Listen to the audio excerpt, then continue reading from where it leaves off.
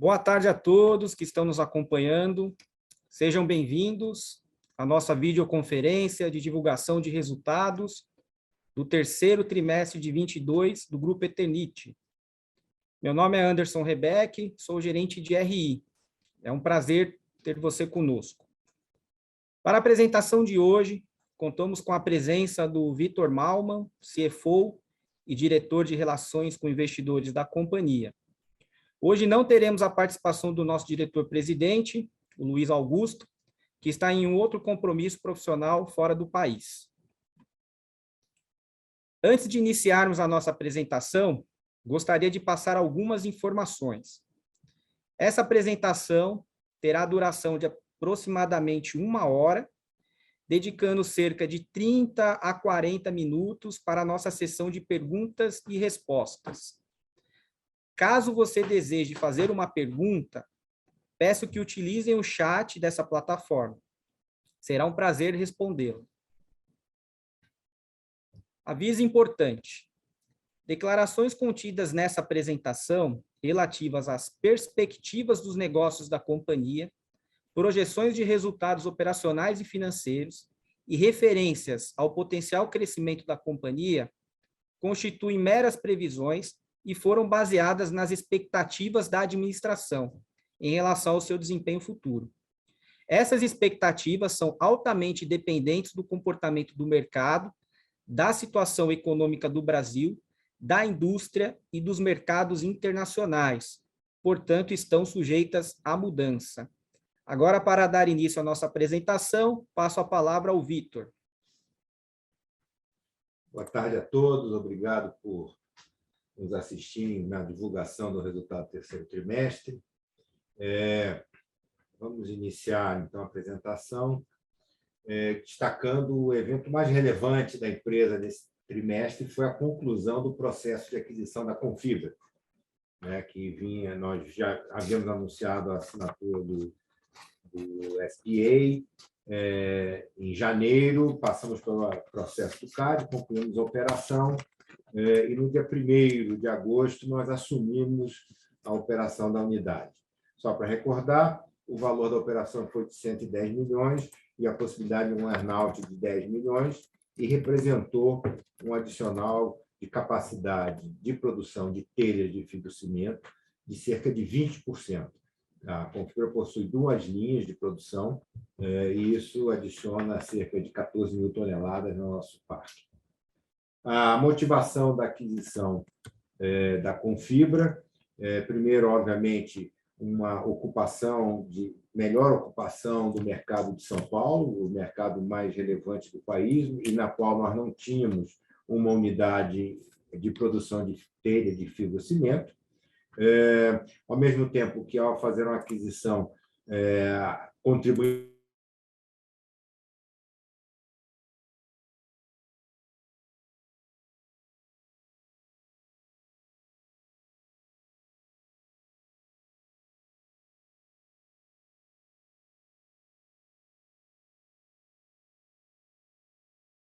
utilizava PVA importado e, sob nossa gestão, vai passar a usar a fibra de polipropileno, gerando o resultado na nossa unidade de Manaus. Além disso, temos avaliado sinergias tanto em logística como suprimentos e, obviamente, sinergia também em termos de despesas gerais, administrativas e comerciais, em função de nós incorporarmos a Confibra dentro de uma estrutura operacional como a Eternit já desempenha em termos de tamanho, nós estamos adicionando 20%. Então, há uma expectativa de ganhos de sinergia relevantes. Passando um pouco para os resultados do trimestre, os dados de conjuntura que estão aí apresentados, temos observado as expectativas do mercado capturadas pelo relatório Focus e uma melhoria das condições macroeconômicas, na publicação de setembro de 22, o PIB apresentou um leve crescimento, o IPCA em queda, a taxa Selic mantendo a condição atual. Especificamente para a indústria de materiais de construção, o indicador da Abramat registrou, em setembro, uma ligeira queda frente a agosto. Entretanto, ao compararmos setembro de 22 com setembro de 21, houve um recuo no faturamento em torno de 4%. Mais ainda, se nós compararmos os 9 meses do ano de 22 com os 9 meses do ano de 21, teremos um recuo do faturamento de 7%. Fato é que, na última publicação da Abramat, em 11 de outubro, a Abramat revisou a expectativa de desempenho do segmento neste ano para um recuo de 2,2%. Só lembrando que a projeção inicial realizada no início do ano previa um crescimento de 1% no mercado. Essa é bem uma tônica, né? Não só os nossos resultados, mas como o setor como um todo, a comparação com 2021 é sempre desfavorável, porque 2021 foi um ano bastante atípico, um ano de excelente resultado para toda a indústria de materiais de construção. Por outro lado, ao passar por esse pico, a comparação de 2022 sempre estará registrando um recuo, como visto agora no próprio indicador setorial. Passando para o nosso desempenho operacional, começando pelo nosso principal negócio, a telhas de revestimento, um dado importante, se nós observarmos o primeiro gráfico, onde aparece vendas de telha de fibrocimento, nós tivemos um crescimento de 16% nesse período. Parte relevante disso foi a incorporação da Confibra, visto que o faturamento de agosto e setembro já faz parte das nossas vendas. Entretanto, mesmo excluindo as vendas da Confibra, nós teríamos no terceiro trimestre um ligeiro crescimento frente ao segundo trimestre, algo como 3%. A relevância disso é porque nós viemos experimentando recuo nas vendas de telhas de fibrocimento trimestre a trimestre, desde o primeiro trimestre de 2021.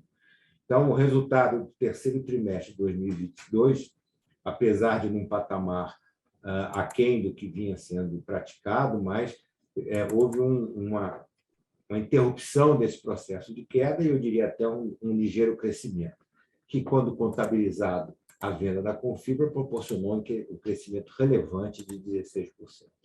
No acumulado ano contra ano, a gente continua experimentando um recuo de 13%, e é o comentário que eu já fiz, né? Vai ser sempre uma comparação desvantajosa para 2022. Passando para o segmento de sistemas construtivos, também o terceiro trimestre, apresentou um crescimento aí mais de 13%, e o acumulado do ano experimenta um crescimento de 22%.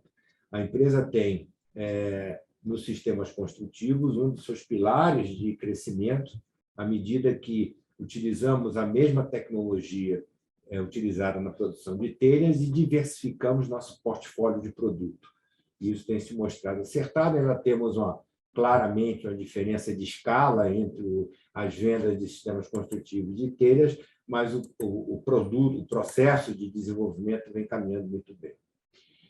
A produção de fibra de polipropileno, que abastece as nossas unidades de fibrocimento, experimentou um recuo bastante relevante nesse trimestre e o acumulado do ano de cerca de 20%, 19% de recuo.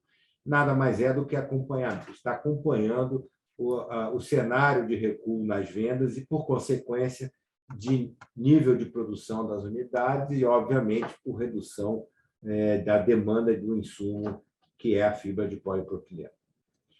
Se observarmos no gráfico à direita, no canto inferior, vemos a evolução da margem de fibrocimento ao longo do período. Um fator bem relevante aí, se nós fizermos uma avaliação do preço, da evolução do preço de matéria-prima, e só recordando, as nossas principais matérias-primas são cimento, calcário, celulose e resina de polipropileno, com a qual nós fazemos a fibra de polipropileno. Nesse período de 9 meses, de 2022 contra 9 meses de 2021, nós observamos um crescimento, não estou aproximando, os números são esses mesmos, né? De cimento, 31%, calcário, 31%, e resina de polipropileno, de 31%. e a celulose apresentou um crescimento de 21% no preço de celulose. Isso teve um impacto no nosso custo de produção, que, num cenário de mercado não tão demandado como nós víamos no início de 2021, resultou num recuo das nossas margens para esse patamar que nós estamos visualizando aí de 22% no terceiro trimestre. Passando para o segmento de telhas de concreto, também apresentou um crescimento de 5% nas vendas do terceiro TRI contra o segundo TRI, e um dado, eu diria, interessante, é que a telha de concreto vem apresentando um desempenho neste ano superior ao do ano passado, fato que nós não observávamos alguns exercícios. Por outro lado, sofreu também pela evolução do crescimento dos preços de cimento, em especial, e areia, e isso fez com que a margem da telha de concreto tivesse um recuo significativo, apesar do avanço no preço do produto. Mas não conseguimos fazer esse repasse integral do aumento do custo da matéria-prima. Passando para o mineral crisotila, representado pela Sama, o trimestre apresentou um recuo de 9% nas vendas, entretanto, isso é basicamente programação de navios, né? Já que toda a produção e venda do mineral crisotila é exportado e, portanto, o nosso embarque ele não é feito de forma analógica, ele é digital, né? Então, muitas vezes, um navio cai para o mês seguinte e isso representa aí uma redução de 5 mil toneladas, mas não por redução de demanda, simplesmente programação de embarque. No ano, nós experimentamos aí um crescimento relevante de 20% e estamos com a margem de bruta da ordem de 53%, recuperando o valor que tinha caído no primeiro trimestre, através de uma ação comercial bem sucedida em termos de preço, que, por exemplo, no terceiro trimestre representou um crescimento no preço médio frente ao segundo trimestre de aproximadamente 13%. E isso se deu efetivamente no preço em dólar, além, obviamente, das oscilações do câmbio registradas nesse período.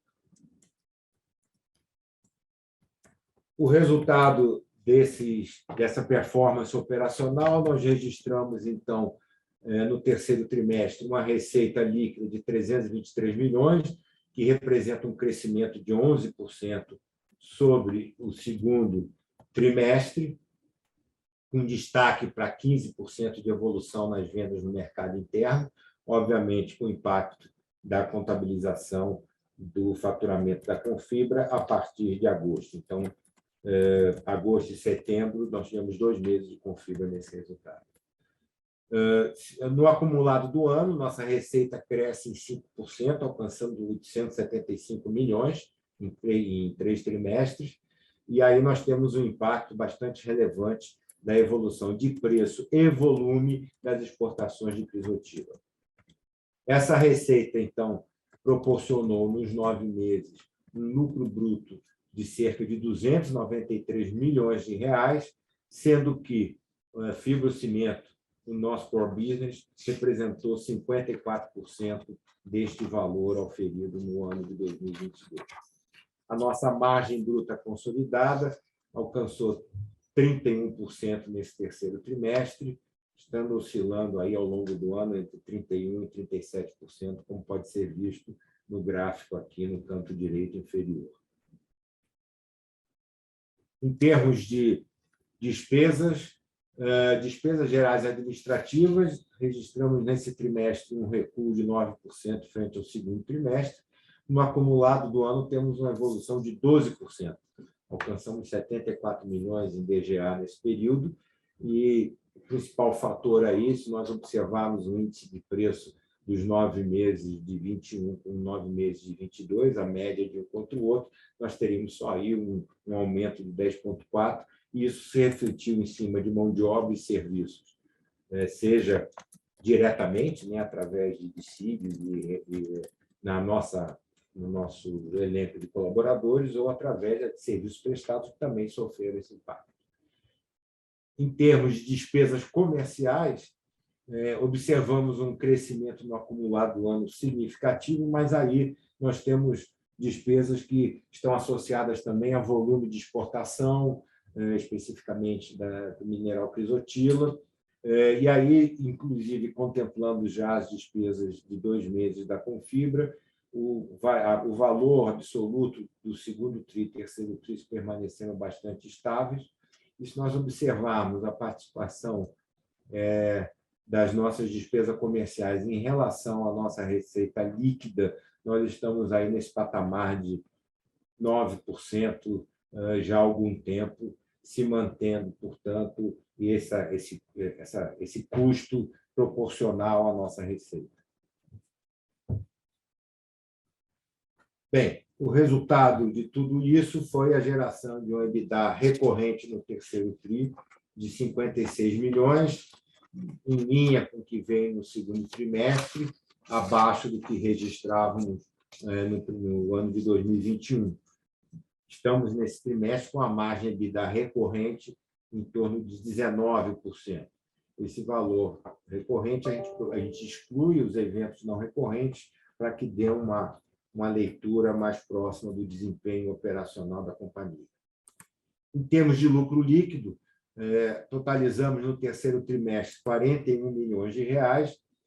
Temos aí, ao longo desse ano, oscilado em torno de 41 milhões a cada trimestre, demonstrando uma certa resiliência da empresa, apesar do cenário bastante desafiador que tem sido esse ano para a indústria como um todo, né? Como o próprio indicador da Abramat representa, né? A nossa margem líquida, então, alcançou 13%, apresenta uma queda em relação ao valor do início do ano. Entretanto, o lucro absoluto se mantém nesse patamar. Falando um pouco do lado financeiro, em termos de caixa e endividamento, a empresa fechou o trimestre com caixa de 72 milhões. Lembramos que houve uma redução expressiva em função da conclusão da operação de aquisição da Confibra e o desembolso, né, o pagamento do custo do valor da aquisição de 110 milhões de reais. No momento, temos um endividamento bruto de 84 milhões, basicamente a dívida com o Banco da Amazônia, o BASA, de 34 milhões, que é um financiamento que foi captado lá atrás para fazer o funding da construção da unidade de Manaus. E, nesse período, nós voltamos a utilizar uma linha de trading finance, né, de desconto de ACE, ou seja, antecipação de câmbio de exportações realizadas, não é um ACC, né, são operações sobre exportações já realizadas, um montante de 50 milhões, e, com isso, ficamos com caixa de 84 milhões e uma posição de dívida líquida de 11 milhões de reais. Esse endividamento, em função da participação do ACE, ele está mais concentrado no curto prazo, mas é basicamente um desconto de recebível. A nossa dívida concursal, fazendo um acompanhamento da nossa RJ, né, recuperação judicial. Nós fechamos o trimestre com uma dívida de 41 milhões, aproximadamente, e, basicamente, ela está focada nos credores da classe 2, que é o BASA, né? Então, nós temos uma dívida de 34 milhões de reais do BASA. Esse financiamento é um financiamento em condições de longo prazo, contratado com taxa pré-fixada, e nós faremos o seu pagamento na curva do financiamento. Tirando a dívida do BASA, nós temos cerca de 1.400.000 de credores classe 1, que são novos entrantes no quadro, né? Os credores originais que estavam presentes no quadro do pedido de recuperação judicial já foram quitados, e, ao longo desse período, novos credores entraram e totalizam cerca de 1.400.000. Da mesma forma, na classe 3, nós temos cerca de 500 mil reais de novos créditos e, portanto, e o restante desse saldo, para 41 milhões, lembrando que os 41 milhões já contemplam essa parcela de 125 mil dólares a uma taxa, se não me engano, de 5,41. Mas o saldo restante são basicamente credores que não compareceram para receber o seu crédito quando dos eventos de liquidez que geraram a quitação dos credores da classe 3 e da classe 4 no ano passado. A pergunta que sempre é feita, poxa, mas com uma dívida tão sob controle, né, como essa, por que nós não saímos da RJ? Basicamente, nós temos um tema no STJ, estamos discutindo, porque o plano que foi aprovado com os devidos quóruns e foi homologado na primeira instância, estabelecia uma forma de pagamento da classe 1. Nosso ponto de discussão no STJ é exclusivamente relacionado à classe 1. Estabelecia uma forma de pagamento na qual até 250 mil nós pagávamos dinheiro, acima disso nós faríamos uma chamada de capital para fazer a quitação. Isso foi feito, o resultado disso foi a captação de recursos e a quitação de todos os credores originais do quadro de credores. Entretanto, neste processo, ainda em 2019, alguns credores ingressaram questionando a forma de pagamento, obtiveram a sentença favorável no TJ de São Paulo, que nos levou a recorrer ao STJ, visando, basicamente, o restabelecimento da forma de pagamento previsto no plano que foi aprovado em Assembleia Geral de Credores. O resultado disso, nosso balanço está bastante positivo, temos hoje um ativo total de 1,2 bi, um patrimônio líquido de 660 milhões, uma liquidez corrente de 2,55, basicamente isso representa um excesso de ativos circulantes sobre passivo de 430 milhões, uma relação equity-debt de 56%. Esse valor tem se mantido estável até em função do pagamento de dividendos que nós temos realizado. Falando um pouco dos nossos investimentos, primeiro dos projetos estratégicos, relembrando só um pouco, em 2020 nós fizemos uma chamada de capital num valor de 46,6 milhões de reais, visando a continuidade dos projetos de telha fotovoltaica e modernização do fibrocimento, das unidades de fibrocimento. Recordo que, nesse período, nós estávamos recém ingressando na pandemia e esse movimento foi uma forma de captar recursos para que não houvesse uma interrupção no desenvolvimento desses projetos. As telhas fotovoltaicas, no terceiro TRI, nós alcançamos uma venda de 57 kW-peak de vendas da telha de concreto, Big F10. Instalamos uma coisa extremamente relevante, se vocês verem a foto à direita, na parte superior, é o nosso stand na Intersolar, South America, que é a feira mais relevante do segmento na América do Sul, e nós tivemos nosso stand lá. E na foto inferior, nós temos o primeiro projeto piloto utilizando telha de fibrocimento, não telha de concreto. Esse projeto ele cobriu um galpão de confinamento em uma fazenda no Mato Grosso do Sul, com uma potência de 25,6 kW-peak, equivalente à geração mensal de 3 mega, né? 3, é isso mesmo, 3 kWh, 3 megawatts. Em termos de, na feira que eu comentei, na Intersolar South America, nós lançamos 4 novos produtos de telhas de concreto.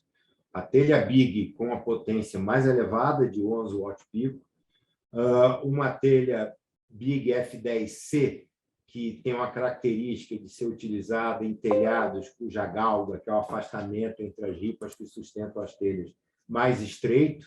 Então, nós temos um modelo para 2 tipos de galgas, e a telha plana, que é um outro desenho de telha muito usado no sul do país. O outro projeto é a modernização do fibrocimento, que contemplava no bojo 2 desgargalamentos, 2 ampliações de unidades em operação, uma de Goiânia, que foi concluída agora no trimestre, e a outra do Rio de Janeiro, cuja conclusão está prevista para novembro de 22. Essas duas unidades, quando juntas, representam um adicional de capacidade de cerca de 7.000 toneladas mês.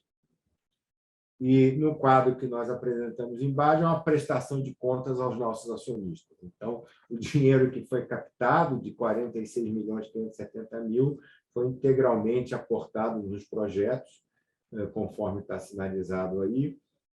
O programa de modernização ainda vai demandar algum recurso para sua conclusão, mas assim, a destinação do recurso objeto da captação em 2020 já foi totalmente alocado nos dois projetos, conforme sinalizado à época.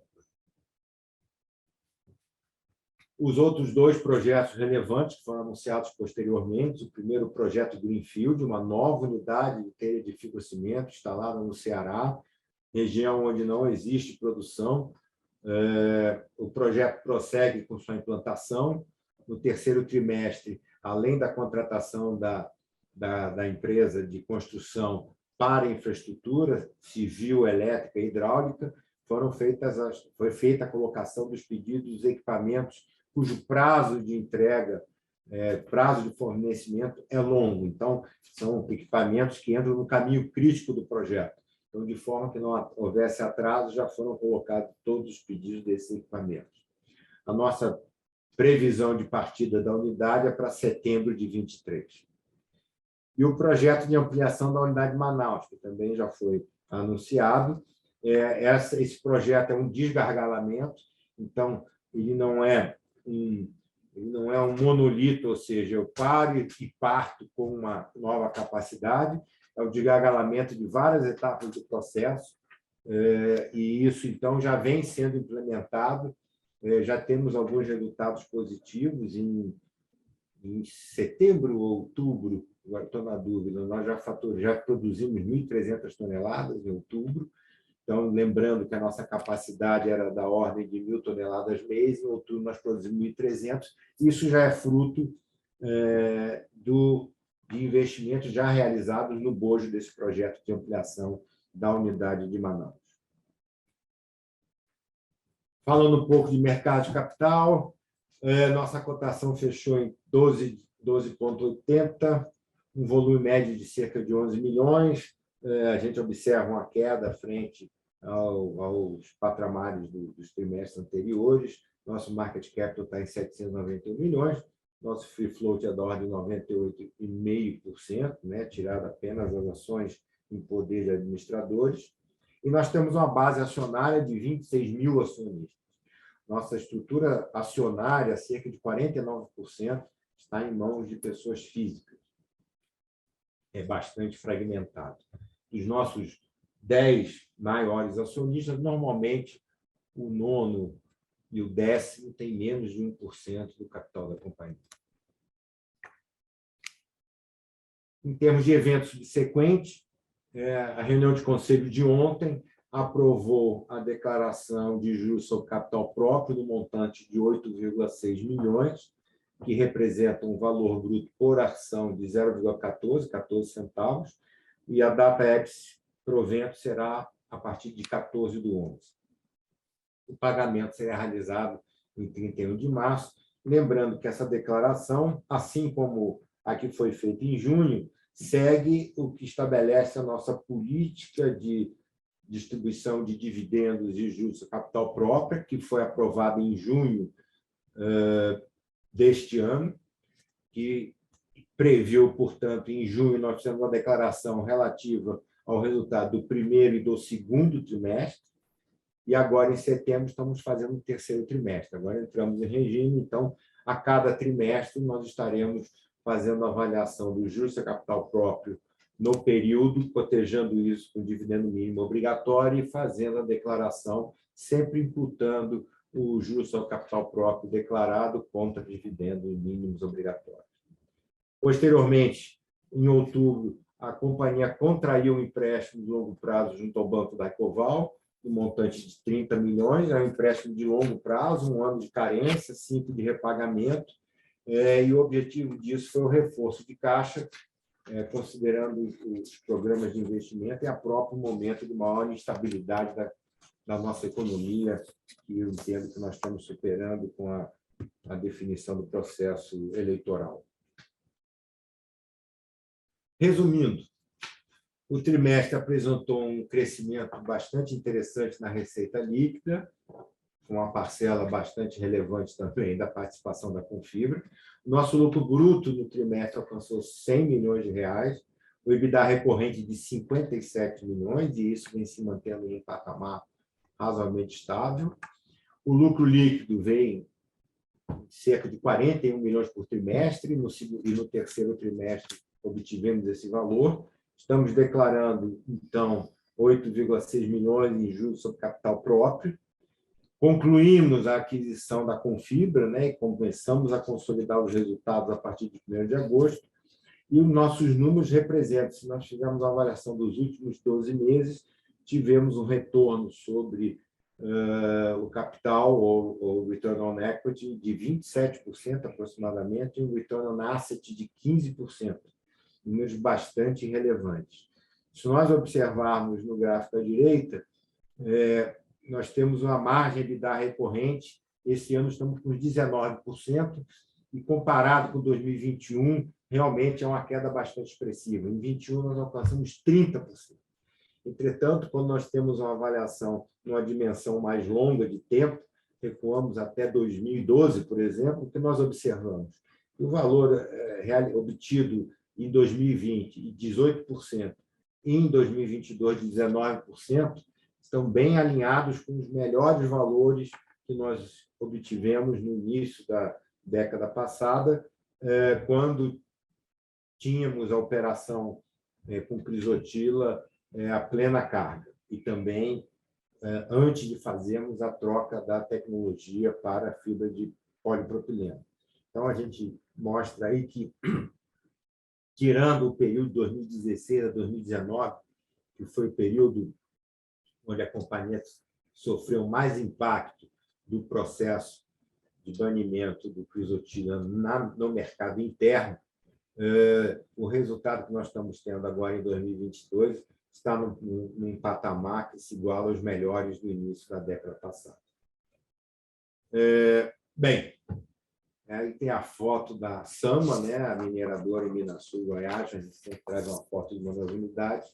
E com isso eu encerro minha apresentação. Estou disponível para as perguntas. Muito obrigado.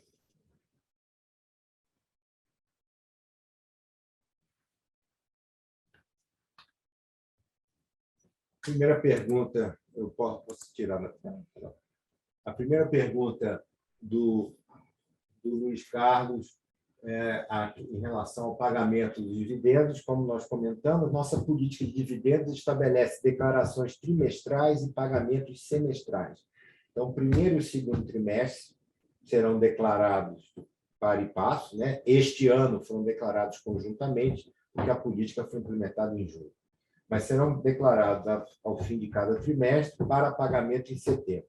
O terceiro e o quarto trimestre serão declarados, então, também trimestralmente, e serão pagos ao final de março, conforme consta do nosso fato relevante informando ao mercado ontem.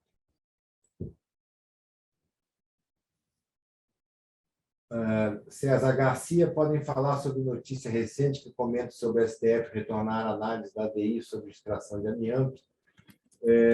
De fato, o tema foi pautado, está relacionado à ação e ao nosso embargo de declaração colocado ainda em 2019. Entretanto, não diz respeito à lei do Estado de Goiás, que hoje ampara a nossa operação de exportação. O Igor Almeida pergunta qual a data prevista para sair da RJ. Veja, Igor, nós estamos aguardando esse desenlace da questão do STJ. Por quê? Ao olhar os números, pode parecer, puxa, a dívida da classe 1 é de R$ 1.400.000, a empresa tem em caixa 84 milhões, fechou setembro com 84 milhões, não, desculpa, 72 milhões. 84 era a posição de endividamento. Dívida. E por que não quita isso? Justamente porque o plano de recuperação judicial estabelece uma novação, né? É como se fosse um contrato com qualquer credor que venha a ingressar no quadro de credores, ou seja, que tem um crédito reconhecido e cujo fato gerador seja concursal, ou seja, tenha ocorrido antes do pedido de recuperação judicial, esse crédito será pago nos termos estabelecidos no plano. Por isso que, para nós, eu mostrei aqui, né, que o quadro original de credores da classe 1 foi quitado e hoje nós temos 1.400.000. Então, o que nós estamos discutindo não é em função do 1.400.000, mas de respeito a todos os créditos que vierem a ser caracterizados contra a empresa e que tenham uma razão concursal.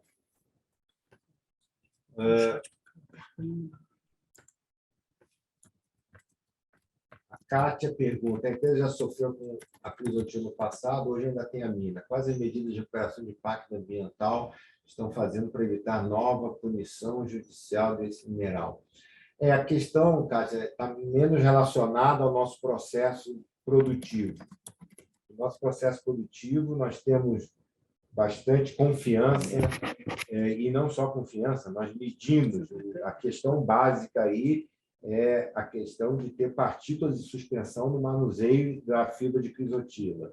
Então, nós temos um rigoroso controle, medimos isso frequentemente e apresentamos isso aos órgãos competentes, estamos sempre dentro do limite estabelecido pela legislação.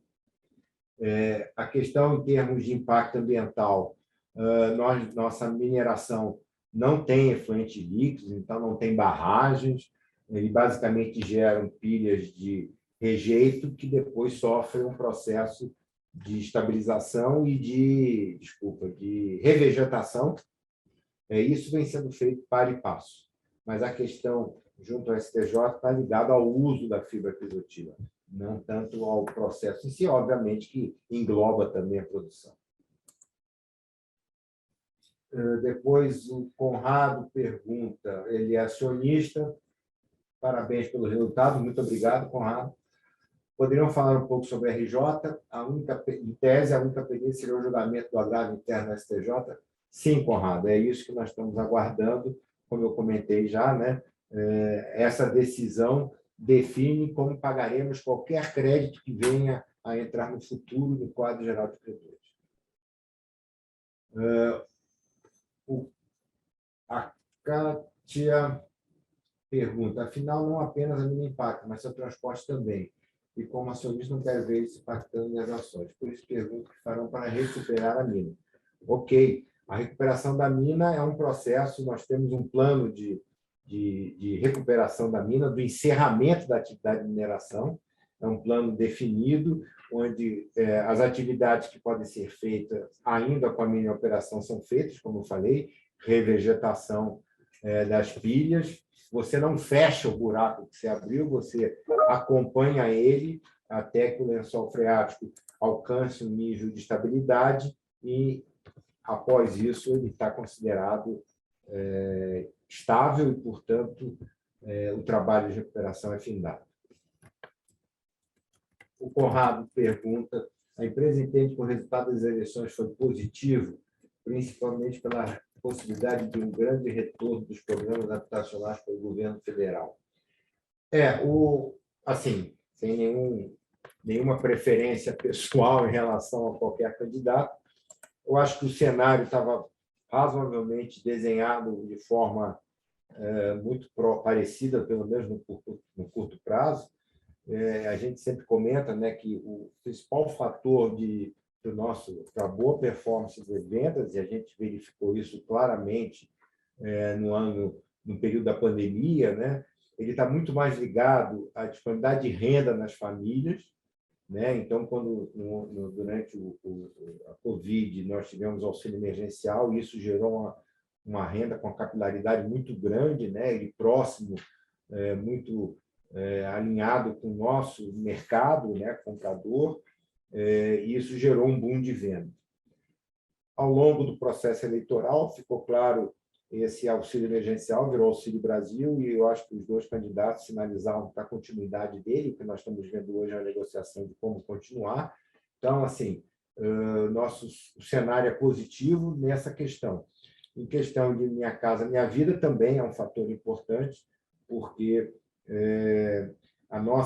nosso mercado-alvo é muito menos as grandes incorporações de edifícios e muito mais a construção e reforma formiguinha, como a gente fala, e isso está ligado à disponibilidade de renda das famílias, e também a conjunto de casas populares onde utilizam o nosso produto.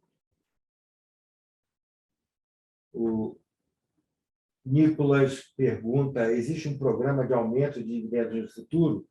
Bem, Nicolas, o que nós estabelecemos foi uma rotina de declaração de dividendos / juros sobre capital próprio, especialmente juros capital próprio, porque isso também dá um benefício fiscal para a empresa, trimestral, e pagamento semestral.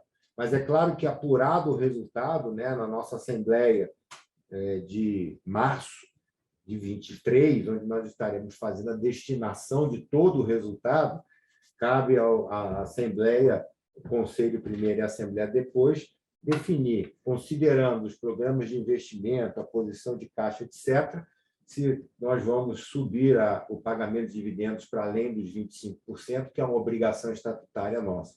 Então, o que o nosso programa, nossa política de dividendos e juros de capital próprio estabeleceu foi que, ao longo do ano, nós vamos estar distribuindo o equivalente bem próximo aos 25%. Acima disso, é uma decisão primeiro do Conselho e depois submetida à decisão final, né, dos acionistas na nossa Assembleia Geral Ordinária. Bom, apenas para reforçar, caso você deseje fazer uma pergunta, utilize o chat dessa plataforma. Estamos aqui à disposição para respondê-las.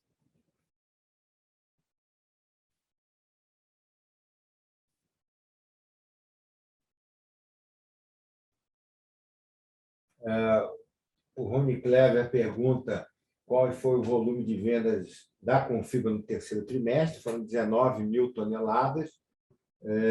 Quanto seria esperado nos próximos tris? Bem, a gente sempre fala, né, que nós não damos guidance, mas, assim, em relação ao terceiro trimestre, nós contabilizamos nossas vendas 19 mil toneladas. Com essas 19 mil, nós alcançamos um crescimento trimestre contra trimestre, né, de 16%. Excluindo essas 19, como eu comentei, mantendo a mesma base industrial, nós teríamos um crescimento de 3%. Mas eu destaco que, mais do que o valor de 3%, eu acho que o mais relevante foi que nós interrompemos uma sequência de recuos que já durava desde o segundo trimestre de 2021. Perfeito. Caso tenham mais perguntas, utilizem o chat dessa plataforma.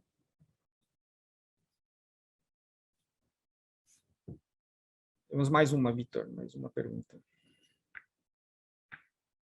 Qual a expectativa de crescimento do setor no próximo semestre? Pergunta do Alinor. Bem, Alinor, nós nos baseamos e podemos reportar os dados da associação, né, da Abramat. A Abramat, como eu disse, reviu a projeção dela de crescimento que ela tinha feito no início do ano para a indústria de materiais de construção. Crescimento de faturamento em 2022 reviu de 1% de crescimento para um recuo de 2,2%.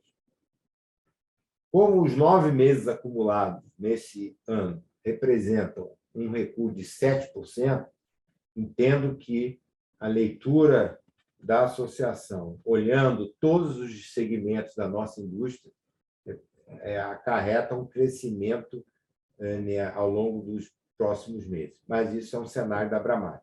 E também é um cenário médio, né? Isso leva em conta telhas, louças sanitárias, metais, madeira, etc. Então, a média da Abramat é um cenário de queda de 2,2% nesse ano, mas se eu já considerar o que se acumulou de queda até 9 meses, representaria aí algum crescimento nesse final de ano e provavelmente no início do ano que vem. O Rafael Campos pergunta: algumas empresas do setor de construção estão divulgando que estão iniciando construções com steel frame. A ITN teria capacidade para atender a eventual demanda nessa área? É um outro produto, de fato, é um produto sucedâneo ao nosso, que são as... desculpa, você está falando a estrutura de steel frame, né? O que nós temos como sucedâneo são telhas metálicas, né? É um produto que concorre com a nossa telha, especialmente em galpões industriais e de CDs, etc., centros de distribuição, etc. Nós competimos, é uma questão de preço, de qualidade, mas, assim, não temos hoje um cenário de ingressarmos nesse segmento. O Marco Aurélio questiona: hoje vemos um grande investimento por parte de instituições ou da própria população na aquisição de usinas ou placas fotovoltaicas. Qual é a estratégia comercial da empresa, uma vez que essa população já está fazendo investimento e não irão voltar a investir na nova tecnologia? De fato, nós temos uma corrida contra o tempo. Nós temos que concluir esse processo. Hoje, a telha de concreto já está bastante estabilizado, o processo, o produto, e aí começamos a ter vendas de forma não tão restritas, e temos que... Agora, a nossa grande aposta é a telha de fibrocimento. Essa telha de fibrocimento traz alguns desafios adicionais, especialmente porque a placa em cima ela fica bem mais longa, a telha tem uma flexibilidade maior que a de concreto, então tudo isso fez com que nós avançássemos mais no processo de desenvolvimento da telha de concreto do que na telha de fibrocimento. Mas o mercado ainda é muito grande, eu acho, e nós estamos correndo sabedores disso, né? Que um investimento feito demorará um longo tempo, né? A garantia do produto é de 25 anos. Demorará um grande tempo, apesar de poder ter manutenção para ser retomado. Mas é uma disputa. Queremos chegar lá. Mais uma pergunta aí do Eduardo. Eduardo, a empresa trabalha com a possibilidade de proibição total da mineração de crisotilo mesmo para exportação? Sempre há uma possibilidade. Eu acho que o mais relevante aí, Eduardo, é ver que nosso core business, que é a telha de fibrocimento, a produção de fibrocimento, não só telha, mas também sistemas construtivos, vem performando, apesar de um patamar inferior ao do ano passado, como eu já comentei diversas vezes, mas vem performando bem, né? O nosso lucro acumulado no setor de fibrocimento está na ordem de 45 milhões por trimestre esse ano. Então, vem também tendo bom resultado. Eu acho que a grande diferença da empresa hoje para que foi no passado, lá em 2016, é que havia uma forte dependência no resultado da mineração. Hoje, é claro que esse resultado é forte e é bem-vindo para a empresa, mas nós temos a operação do nosso core business saudável e, principalmente, hoje não existe um valor estratégico para nós na mineração. Por quê? Hoje eu produzo fibra de polipropileno em outra unidade. Então, o negócio de mineração é um negócio standalone, um negócio que gera bons resultados, tem uma ótima performance, mas não tem um valor estratégico para a companhia, né? Então, eu diria basicamente isso. São operações segregadas, eu não dependo, como foi lá em 2018, quando da migração da fibra de crisotila para a fibra de polipropileno, um enorme desafio. Hoje isso está dominado, e, ao mesmo tempo, o resultado de fibrocimento vem performando muito bem. Temos mais uma pergunta do Luiz Junge. Pode explicar melhor por que o reforço de caixa é necessário nesse momento? O atual valor de caixa não seja suficiente, de modo que tal reforço de caixa seja posteriormente realizado em anos da operação ao invés de empréstimo? Nós temos o nosso projeto, nós temos algumas demandas de caixa nesse horizonte de curto prazo. Nós estamos buscando financiamento em bancos de fomento, né, para o projeto de Caucais, especificamente o BNB, mas o processo ainda não foi, ainda não tivemos a conclusão do nosso pleito. Em função disso, nós optamos por ter uma bridge, um empréstimo ponte que nos desse conforto de tocar o investimento sem comprometer o nosso caixa. Então, por essa razão, foi feita essa captação. Ok. antes de passar a palavra para o encerramento do Vitor, gostaria de deixar aberto o nosso canal de relações com investidores. A gente está quase no final da nossa apresentação. Qualquer dúvida adicional, estamos à disposição. Podem entrar em contato comigo, com a Dani, através dos canais de RI. Estamos à disposição de vocês. Agora eu passo a palavra para o Vitor para o encerramento. Bem, nós estamos cumprindo o nosso plano estratégico. Está mutado? Hein? Ok? Bem, como eu estava comentando, nós estamos cumprindo nosso planejamento estratégico, que era o crescimento e consolidação da nossa posição na produção de telhas de fibrocimento. Em função disso, estamos entregando, digamos assim, a aquisição da Confibra, que foi anunciada no ano passado.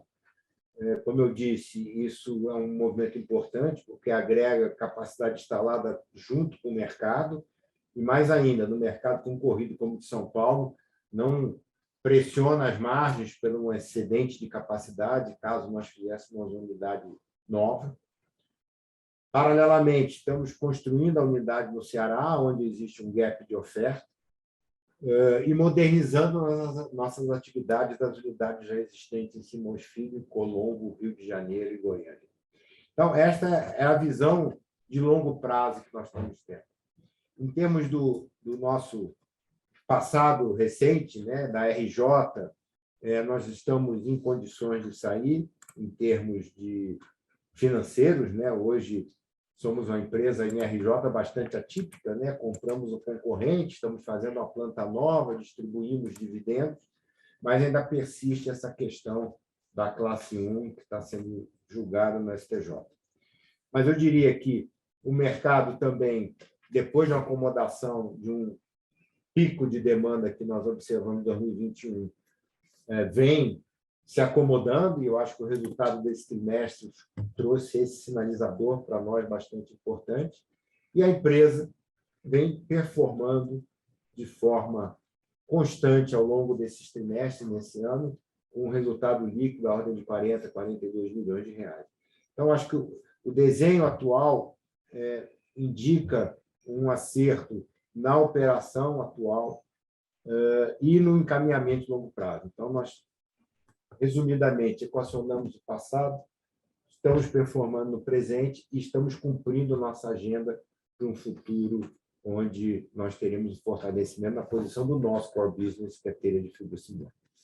Eu agradeço a presença de todos, a participação especial de quem fez pergunta, que isso torna o call mais interessante do que apenas um monólogo, né, minha apresentação, e convido já para todos estarem presentes aqui em fevereiro, quando nós estaremos apresentando o resultado anual de 2022.